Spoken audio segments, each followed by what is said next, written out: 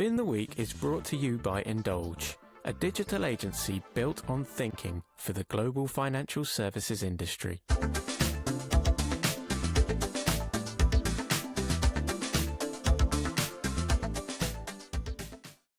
Hi there, I'm Amelia. I'm Paul. And I'm Mina. And this is Fin the Week. How's everyone doing? Really good. Good, thank you. Nice to have you back, Mina. It's been a while. Yeah, it's great to be back. And we've got a really nice show today. So we're going to be taking a look at some recent industry news. And I mean, we might even make this a regular feature if it goes down well. So we've got 5 kind of recent news stories that we think are worth having a look at in a bit more detail. And we'll just have a little bit of a chat, see what we think. So shall we dive into the first story? Paul, what is it? Yeah, so the first one is something that is potentially quite big news, but might have escaped some people because it wasn't really, as far as I can see, wasn't widely covered. Essentially, a German court has reviewed Google's use of AI overviews. So for those who aren't necessarily too up to speed on that, AI overviews are when you use Google search and you get that chat style interface that appears at the top of the search result that gives you a rundown, basically gives you the full answer to what you've asked. So that is an AI overview. But a German court has reviewed that and has determined that Google's AI overviews are essentially Google's own words, and therefore Google is liable for anything that it says that's wrong. So the article that covers this, which is from the Decoder website, has said that AI overviews generate independent, new, and substantive statements in Google's own words. So Google owns them. And one of the key things that stood out for me was that it said only Google can check these statements in advance of them being published, if you like, and therefore Google is liable for them. And unsurprisingly, Google took a different view. They argued that users know that AI answers aren't necessarily accurate, and they know that they can click to check the source of a piece of information to verify it themselves. But the court argued otherwise. And actually, the article that I've been referencing itself referenced a piece of research from the Pew Research Center that said that only 1% of users click to the source of a piece of information in Google's AI overviews. And actually, this relates to another story we're going to go through in a minute. But yeah, basically, very few users actually click through. They just take the answer Google gives them and kind of leave it there. So yeah, I think this is quite big news because it sort of sets a precedent, and it's something we've covered in previous episodes. The concept that Google has turned from being a kind of modern day Yellow Pages that just points you to something into what it is now, which is a sort of publication in its own right. You ask it something, it gives you a fully formed answer. And this court finding is saying that means Google is liable. And that's particularly relevant for an industry like ours, financial services, where information that is published has to be, often has to go through a compliance check. And it's going to be interesting to see how Google handles this. But yeah, I don't know what the view of you guys is, because I certainly have thought this was coming. And it's interesting to see a court has sort of found this now. Yeah, I find this really interesting, actually. And I think Google's sort of response to the situation by saying, well, users can check for themselves. They can look at the sources. And then only research showing that only 1% of users do check sources. I think that kind of defeats the whole value proposition of an AI overview, is that you don't have to click through. That's sort of the purpose of it. And then that contradicts with the idea of Google saying you should always leave to verify sources. So it's definitely an interesting one. Definitely. And I think, I know we've discussed this before. It comes back to that element of responsibility, doesn't it? Because it's all very well us having this conversation, but I think of like, I might think of, one of my older aunties going onto Google and Googling something. I don't think it would even occur to them to check a source. That wouldn't, they're Googling it. That's what you Google is, is Mm, kind of yeah, that's kind of, you've already got that kind of, it's coming from Google. I think this is, valid. Why would those people check those sources? And Google know this, don't they? yeah, yeah, exactly. Yeah, it's quite cynical for them to pretend otherwise. I think they Yeah, it's a bit they gaslighty, know. isn't it? Yeah, well, yeah, exactly. Because yeah, Google is a massive brand, and somebody who isn't isn't in the industry that we work in isn't even going to question the authority of that brand. They're just going to think it's on Google. I can trust it. So for Google to say it's not us, we're just compiling stuff from other people. But I think this court ruling kind of says, well, that argument doesn't really wash. And I suspect it will spread further from here. It will become quite a common topic. And it also it's not just Google that this will impact, I think, because the same logic applies to all AI chat interfaces, ChatGPT, Claude, any of these sources that are presenting an answer, will either have to find a way to make it explicitly clear that they're quoting from something and that it's your responsibility to sort of verify that, or, as you say, Maina, they lean into that value proposition that they present, which is that come here and you get all your answers, but then they're going to have to take ownership of what they say. Yeah. No, I think that's a good point. And there was some research done that shows that Google's AI overviews, their answers are only correct 91% of the time, which sounds great. But if you zoom out, that's still millions of wrong answers every hour. Then if you zoom out even further and look at all the other AI platforms, that's still a lot of misinformation or hallucination. Yeah, Yeah. The scale yeah, is quite scary. But I think that's AI is still so new, isn't it? So I think the larger companies are still working their way to find the perfect platform and solution. yeah.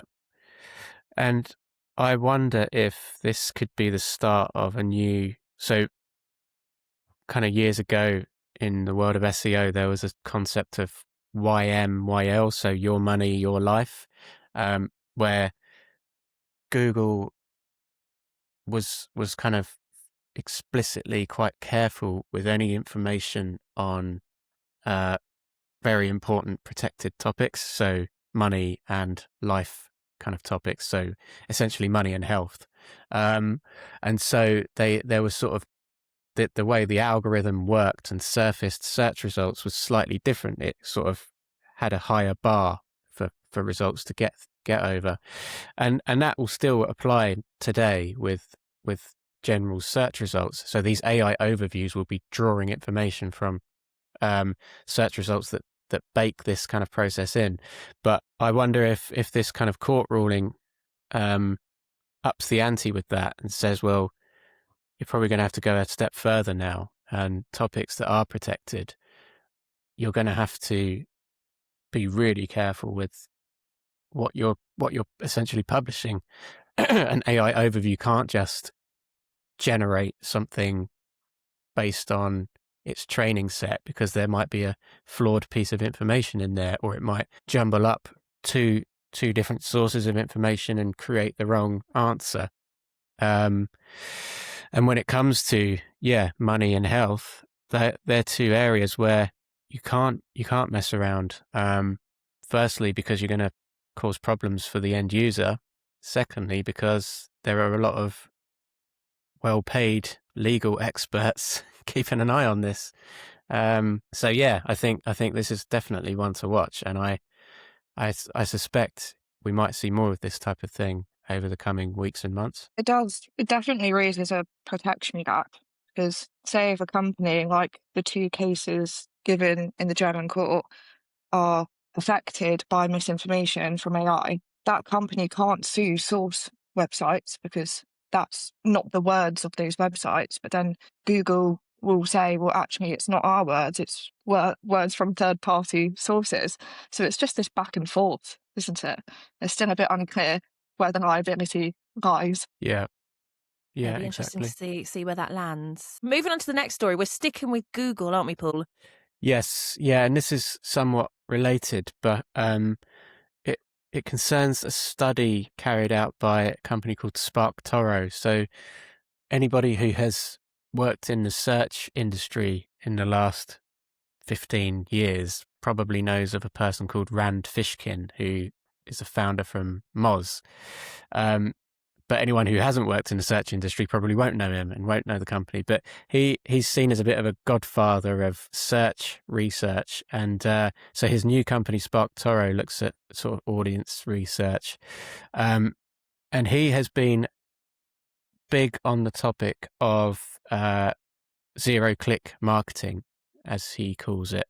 So this concept that fewer and fewer online searches result in a click, and he frequently publishes research in this area, and so the kind of piece of news we're looking at now is the most recent piece of research into that, and the finding is that fewer than 1 in 3 Google searches now leads to a click of any sort.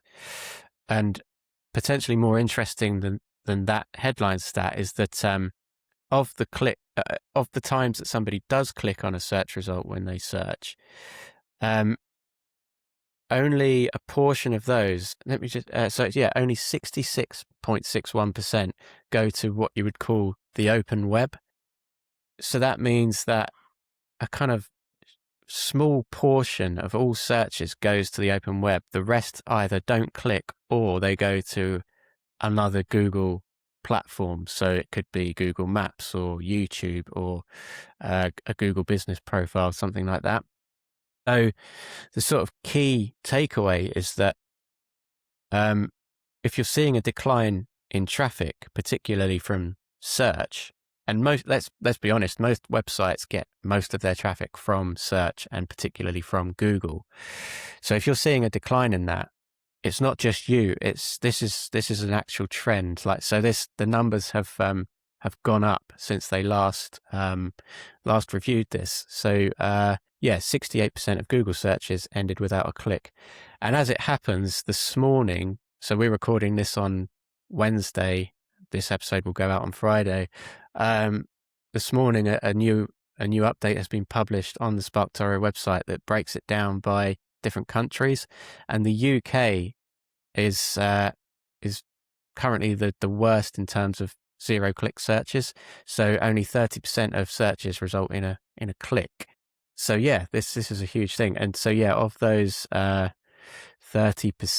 that result in a click, 76% go to the open web. So I can't figure out the maths from that, but whatever 76% of 30% is.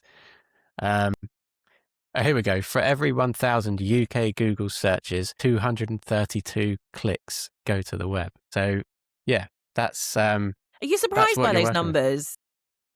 No, not really, but that's because I've been following this story for a long time. But I think people will be surprised, because I think most people who aren't obsessed with this whole world will just be used to using Google and searching, and in their heads they still search and click. But when you stop and think about it, well, actually, throwing a question to you, Amelia, do you still feel like you click on search results, or do you find yourself increasingly searching and then going nowhere else from there? Yeah, I find that a lot, actually. I mean, I do live radio. So I find a lot of the time when I'm on air, I mean, it's so quick when I want to check things. When I just want to check something, I obviously do a lot of like fact checking for music, for example. And that's something that before would be, a bit of a process. And now it's like a 5 second, I don't have to go beyond, the first page of Google. But even so, I mean, these numbers they seem crazy to me. What do you think, Maina? I think this trend of declining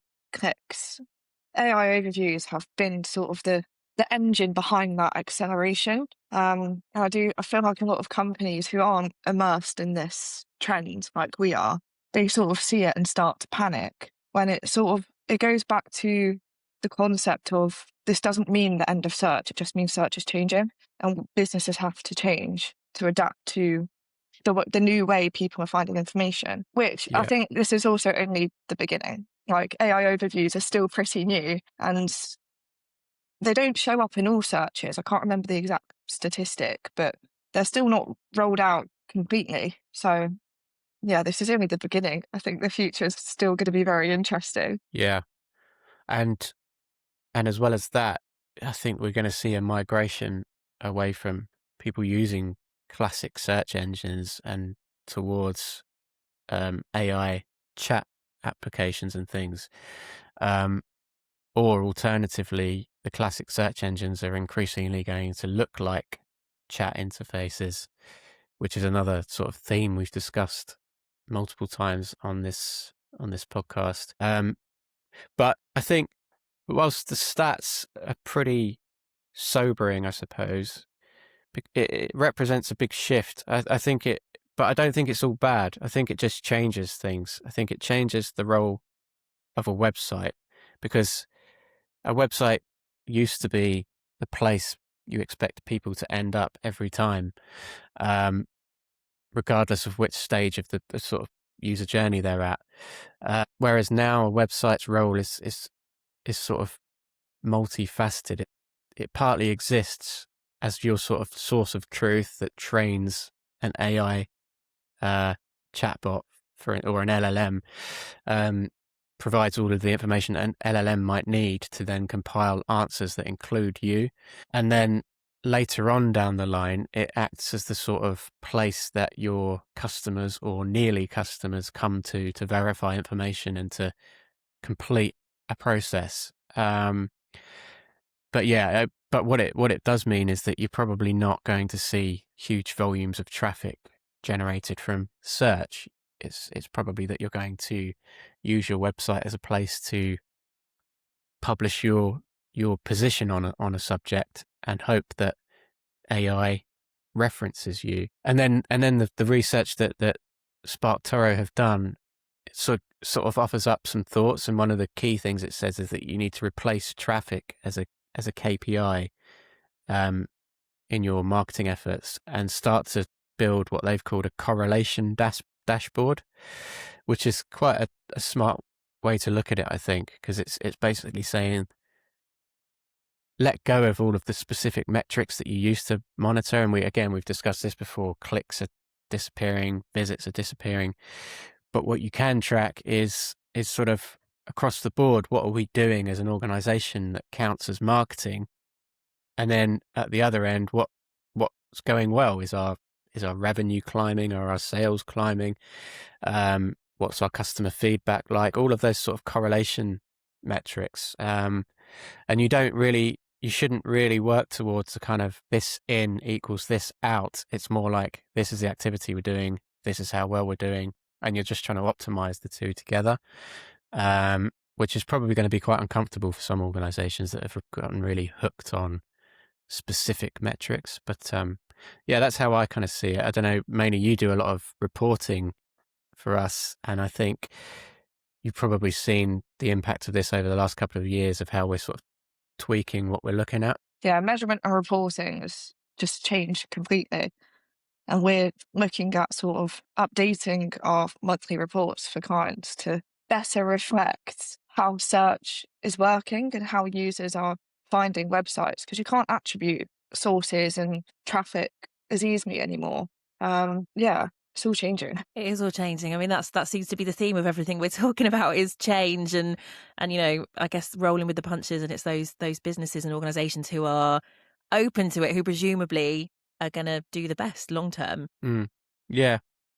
And I personally think it's quite exciting because I've always felt restricted somewhat by when you're doing search marketing, you often have to justify every decision you make by, well, what traffic is this going to deliver, and what end result is that going to deliver? And of course, that's important, but it doesn't. The conversation never turns to, well, how's this going to impact our brand and our revenue in the long run? Because that's actually the important stuff. Clicks and traffic is just a means to an end, and I think it'll drive more creative thinking and more creative campaigns where you won't have to sort of spend days on end justifying, well, here's where the click's going to come from.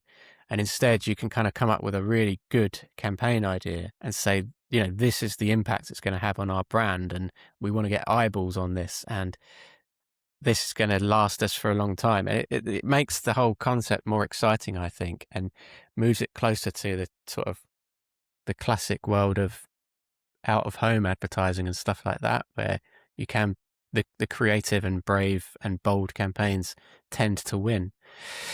So I think that's quite a good thing for the industry. It's definitely exciting. Like, Paul and I have been looking at automation work recently, and I mean, I've been in the industry for 4.5 years, and I feel like that was a good amount of time to sort of learn the basics of DM and build on those skills. But now, for the first time in a few years, I feel like I'm learning something completely new, like from scratch, which I think is really cool. Yeah.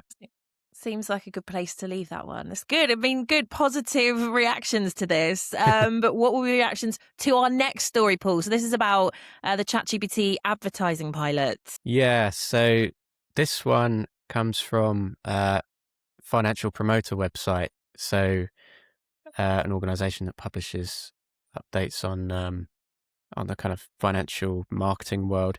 And it's about Hiscox Insurance. And they've joined so as you say, the ChatGPT advertising pilot via Dentsu, so one of their agencies, which is one of OpenAI's test partners. But essentially, yeah, they're going to be testing running ads on ChatGPT, which this one's interesting, I think, for a couple of reasons. Firstly, because it's going to be interesting to see how ads can work in an AI chat interface, because the appeal of an AI chatbot to a user is that it, in theory, gives you a very personalized answer. So how do you integrate advertising into that without it being obnoxious and keep it helpful? And I think, for all of the stuff we maybe level at Google, you would have to say that for the most part, Google Ads has been a success because it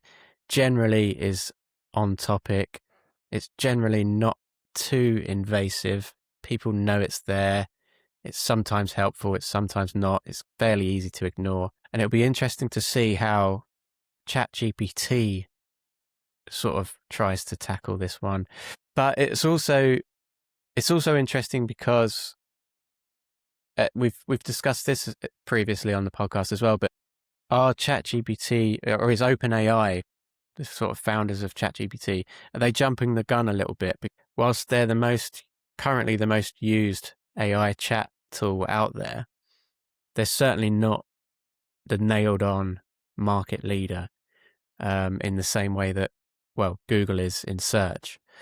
And there's already data showing that Google is clawing back market share with Gemini. And I don't think things could change quickly. This time next year, we could be looking at a world where Gemini is really catching up. And then you have to say, well, is running ads really the right thing to do right now for ChatGPT, or is it just going to kill off more users? And because the other bit of news that isn't covered in this but is relevant is that Google have said they're not going to run ads in Gemini for the foreseeable future. And I don't believe for a second that that's going to be permanent. They'll definitely change their mind at some point. But that's obviously them saying, well, it's too early for us to sort of say we've cornered the market. Now we're going to squeeze the money out of it. So yeah, I don't know. This could go either way for ChatGPT. But yeah, the news story is interesting anyway, because the article quotes Stuart Mahoney, who is head of acquisition marketing at Hiscox UK. He has said that the pilot will help them kind of understand how an insurer can sort of exist in this AI-driven discovery world.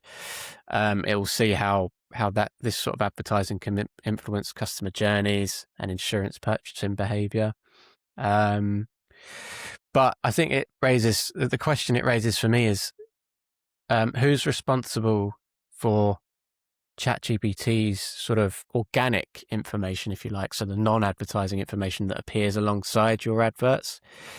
And it comes back to that first story we were talking about, which is that if ChatGPT is synthesizing answers that aren't really going through any form of compliance, do you want your ads showing up alongside that if you're an insurer? So yeah, that's the biggest risk, I think, for me. But I'm interested to watch how this one pans out, because I think it will be useful to know, because it will probably tell us the direction of travel that the industry's going in. Maina, what do you think of this? Any thoughts? Yeah, I kind of view this with a bit of an open mind.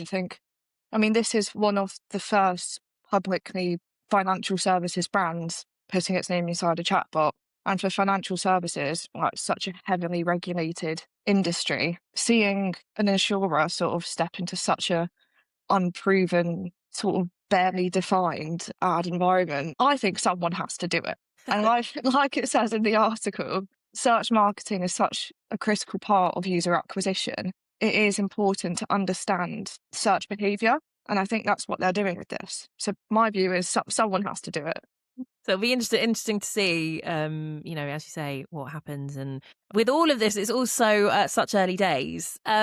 What's our next story, Paul? This is about AI citation ranking factors. Yeah, so this is kind of big business at the moment, because everybody wants to know, how do I rank in AI search results? And so this is another person whose background is from the company Moz that we mentioned before.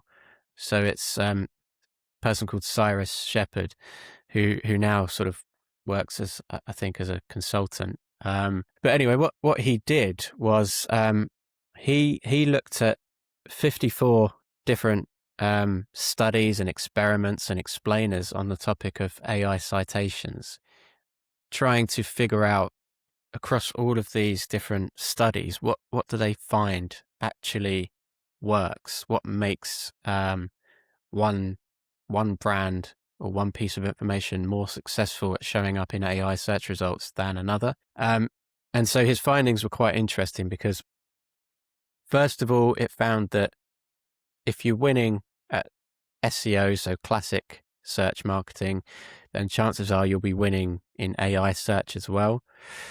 So, which kind of feeds into this whole story that Google is pushing, that, AIO, AEO, GEO, whatever you want to call it, is fundamentally the same as SEO. And I think that is true for the most part. But there were definitely some caveats that this article highlights as well. It's worth mentioning that the article is sort of all about correlation. It's not a kind of confirmed rank. The stuff it lists out aren't confirmed ranking factors. They're just things that the top results tend to share, sort of qualities that they tend to share. But yeah, stuff that stood out, URL accessibility. So, making sure that the content on a website is accessible to a bot or a crawler, as well as a human user. This is particularly relevant at the moment, actually, because I stumbled across an issue with a few websites last week that I discussed with a colleague, to do with Cloudflare. So Cloudflare is a service that a lot of servers will have installed on them, and it exists as a way to protect against sort of attacks to the website, stuff like that. So it blocks certain bots and crawlers to stop, so a DDoS attack where somebody sends tons of requests to a server to sort of basically grind it to a halt. So Cloudflare is used for that sort of thing. But what I found was that Cloudflare was also blocking certain AI bots, which you actually want to give access to. So there's a bit of work there to sort of optimize that on sites, and it's worth check if you're running Cloudflare or anything similar. Do a bit of testing, because there are a lot of new crawlers and bots out there that you wouldn't necessarily have left your server open to before. Because in the past you'd have had Googlebot and different versions of Googlebot, which you know come to your website, will crawl it, will find information. But there are new ones now for the AI tools that exist out there. So yeah, but anyway, sites that that do a good job of organizing themselves for those crawlers tended to do well. Fan out ranking. So last time, Maina, you were on the show, we talked about fan out, query fan out from Brighton SEO, which was the concept that for every time you carry out a search on something like ChatGPT, behind the scenes, there will be, 20, 30, whatever different searches that happen on your behalf for related things. And what this research finds is that pieces of information that answer multiple sort of facets of a kind of fan out query tended to do well, which again makes perfect sense. Kind of what that means is that one-dimensional content is maybe going to be at a disadvantage compared with content that covers a topic in detail. So none of this is rocket science, but it kind of validates a lot of existing thinking. And then there's stuff like matching search intent. So the example given in the article, I think, was that if the search term is something along the lines of what's the best speakers, what are the best speakers to buy, list articles and stuff like that tended to do well because they match the intent behind the search. Because asking what's the best sort of is a roundabout way of saying, well, give me a list of the top 5 or something. So yeah, then none of this is sort of groundbreaking stuff, but it's I think useful to see. But yeah, stuff that sort of stood out for me that sort of make this slightly less, slightly different to normal SEO was that the organization of content is important. So it stood out that AI engines typically don't retrieve an entire page of content. They're more concerned with retrieving bits of information. So I think I might have said on a previous episode that GEO is potentially more about optimizing ideas rather than optimizing pages or content. And I think that's the fundamental difference now. You're sort of optimizing to have a position on an idea rather than saying, here's my web page, I want that to rank number 1. Instead, you want to rank number 1 for an idea or a statement, something like that. So that's the thing that stood out for me. But yeah, I don't know, Maynard, did you have any thoughts on this one? I think this is another good example of reporting and measurement change, because a big thing from Brighton SEO is how rank as a metric is sort of becoming less and less reliable. And I think what we've been looking at, not instead, but alongside of rank, is citation data. And Bing Web Performance Tools is a really good platform for that. It shows what sort of queries your website is being cited for, and you can use that to categorize them into sort of wider topics or ideas. And then it also shows you what specific pages are being cited.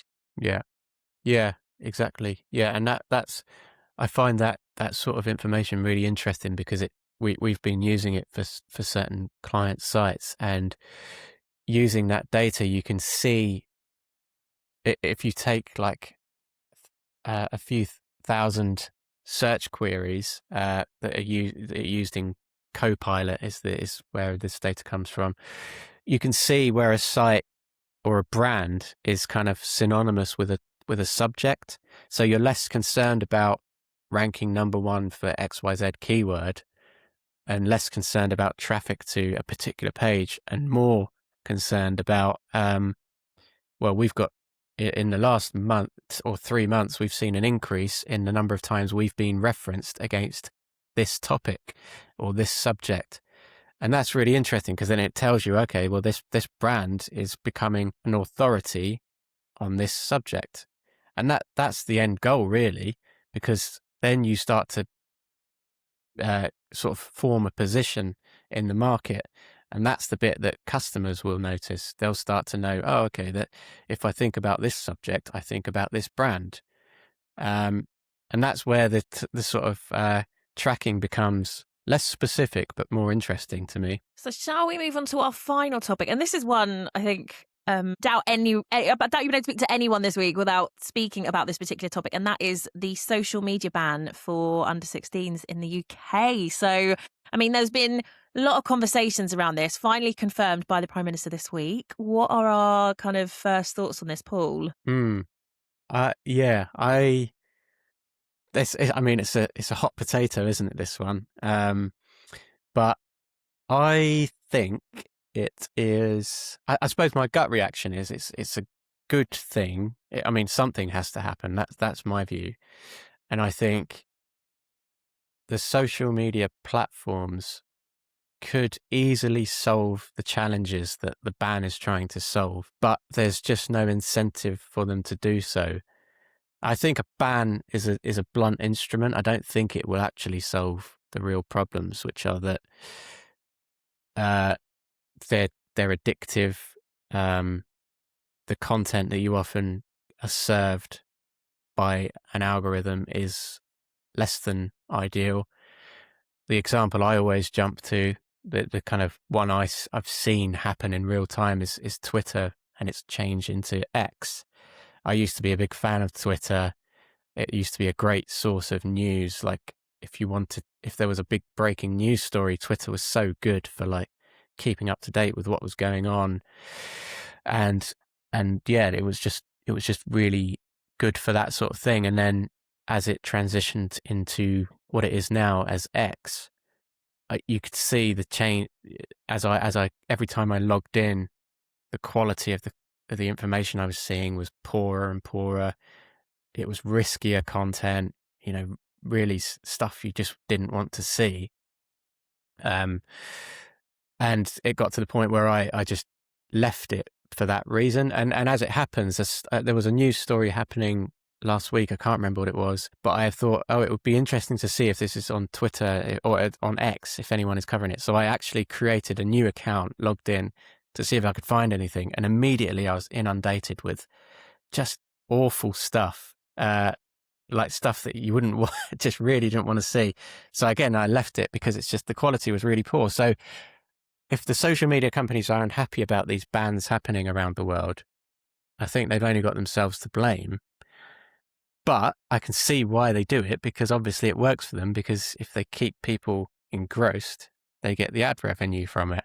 But is that going to work moving forward? I think it'll be really interesting because there's so many brands, isn't there? I mean, I think of beauty brands, for example, who, I mean, their whole strategy must be around aiming at teenage girls, for example. They do that largely or probably completely on social media. So where does that leave them moving forward? Yeah, I don't know. And I think an outright ban is a sort of, like I say, a blunt instrument. I don't think it's actually ideally there would be proper checks and balances in place so that these tools remain open, but the quality is better. And but at the same time, I'm very aware that I'm not the ideal person to have a view on this, because growing up, social media wasn't around. I've used it in my professional life. Over the years, I've become probably addicted to scrolling on certain apps. I'm a heavy user of YouTube, for instance, but I've got it to a position where it works for me because I subscribe to stuff that I want to subscribe to, and yeah, it just works. But I guess, Maina, you being a bit younger, you've probably grown up having it's been there the whole time. You've probably got a very different view on it. Yeah, I've got a lot to say on this topic. I think it's very controversial, and I can see why. I think the nation's reaction kind of reflects my thought process as well. And I think the majority of people who are in favour of the ban are adults. And looking back at my childhood time at school, as someone who grew up with social media, I'm more in favour of it now as an adult. But if this ban would have come into force while I was still at school, I would have been very unhappy with it. And the majority of people I've seen who are unhappy with the ban are children under 16. And I agree with Paul. I don't think it addresses the core issue of social media being unsafe. And I also think the people who are going to be most affected by this are people who are under 16 who have grown up with social media, who will then have it cut off. And I think, I mean, we discussed this yesterday, similar to like the tobacco and cigarettes ban, how people born in a certain year will no longer be able to buy those products. I think rather than removing it from people who are used to it and social media is a part of their day-to-day lives, I think cutting it off from a certain age group who don't already have exposure to that might be a better approach. But I mean, it's very hard to say, isn't it? Mm. It is interesting, and you're saying coming from the point of view of somebody who's perhaps under 16, and I think it's difficult as well, isn't it? Because I think there'll be lots of parents, I know obviously Paul, you're a parent, who are terrified of social media when it comes to their kids and are really worried about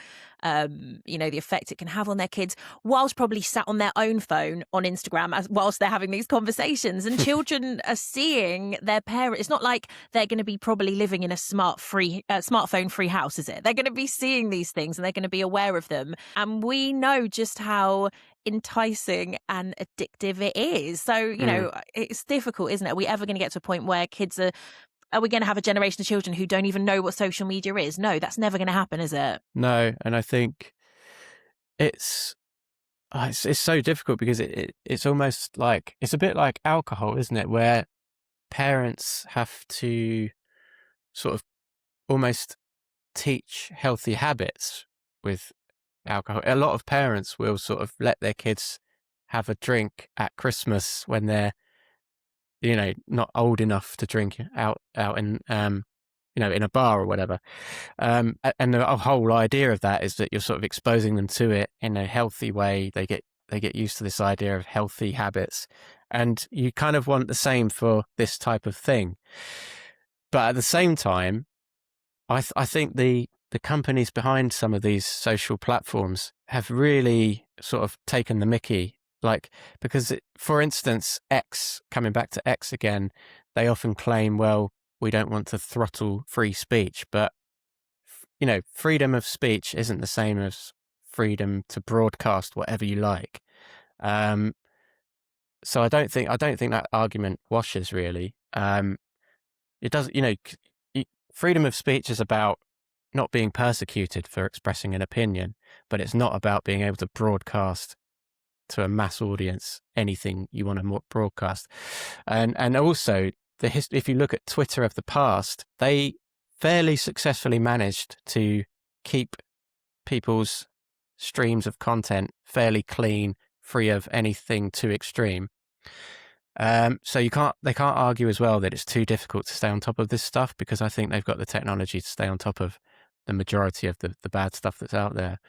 That's actually what I was going to ask you that, Paul. It's, because I've heard a lot over the last few days. Well, if these platforms had regulated better, we wouldn't be in this position. I always think, I don't know if you saw a documentary that Matt and Emma Willis did on Channel 4 a couple of years ago now, and it was about a social media ban. They went into smartphones actually. They went into a secondary school and got a group of kids and made them give up their smartphones for a month. But as part of the experiment, Matt and Emma Willis set up TikTok accounts as I think it was as 14-year-olds. They set up these accounts and they went through and they looked at content that typically you'd imagine a 14-year-old would go on, and they saw how long it took for highly inappropriate content. And it wasn't long. It was a matter of hours, and they were seeing content that was really, really frightening, that you wouldn't want your kids to see. And you think, how hard can it be to stop that happening? I think it's a lot easier for companies to build on restrictions that are already in place than to have this open, free environment which anyone can use and then put restrictions in place. Sure. It's sort of like, it's too late now, essentially what you're saying. Here's a taste of freedom, but it won't last for long, you know? Yeah. But yeah, I think I think the technology must be there to sort of manage a lot of this, but the natural incentives for these companies is to make the platforms appealing, or addictive is the sort of way to maybe look at it. And you can't necessarily blame them for that because that's the business model, and there's no regulation there to stop them from doing that. But I just feel like it needs something. It's a shame because, like you say, there's a lot of good brands out there who will now suffer because they can't reach an audience with stuff that's actually useful and no problem at all. One thing that sort of took me by surprise when I was looking through the news about it was that it listed out some of the platforms that would be impacted, and YouTube was on the list. And I thought, I didn't even consider YouTube, because to me, YouTube is just a really useful resource where I learn so much. It's just so useful.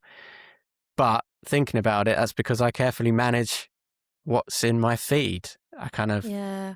I think with YouTube as well, I mean, I've got nieces and nephews of sort of primary school age, and they are so addicted to YouTube. It's wild. And the things they watch, it's so weird. I mean, they watch these videos of people playing with toys. It's like you watch them playing, and they will watch it for, if you were to let them, they would watch it for hours, and they are like mesmerized by it. You can't even talk to them when they are watching YouTube. And I know that's something that my siblings, if we're babysitting them, it's like they cannot watch YouTube for very long. You have to keep an eye on them.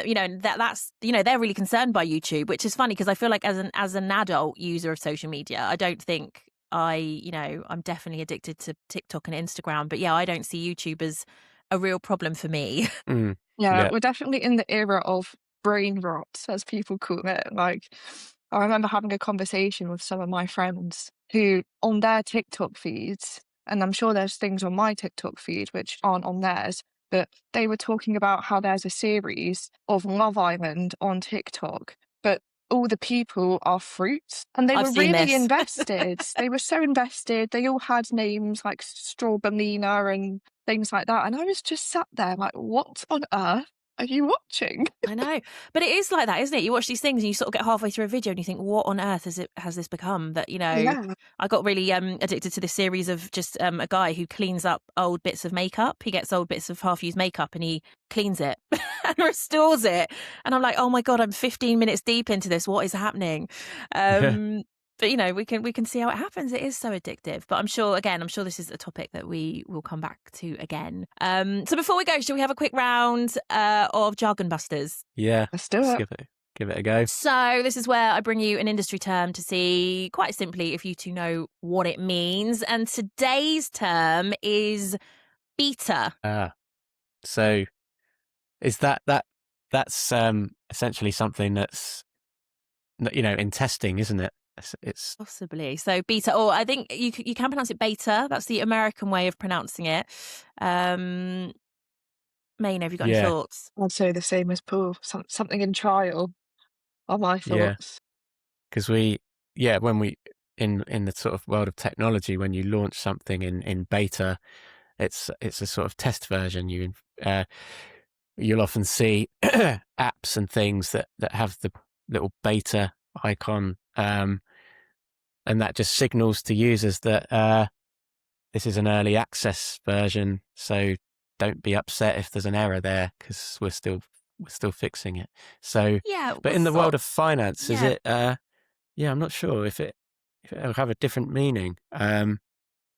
Is it a test, sort of like a test fund or something? Shall I let you know? It's kind of on the right line. So it's a type of measurement of risk. So it's a measure of a stock's volatility in relation to the overall market. Because if you're testing that risk, it's kind of along the same lines. Yeah, but it's quite different to the world of technology. The way, okay, that's an interesting one. Yeah, another one to add to the list. Yeah, every day's a school day. Exactly. Yeah, learn something new. Exactly. And of course, we will have more Jargon Busters next week, and we will be back next week. Brilliant chat today, guys. Thank you so much, Paul and Maina, and we will chat with you guys soon, and we will see you next week. Before we go, it's time for a quick shameless plug. This episode was brought to you by Indulge, a digital agency built on thinking for the global financial services sector. If you're looking for an agency that can specialise in UX and design, production, and marketing, then look no further. To find out more, visit indulge.digital. Thanks for listening.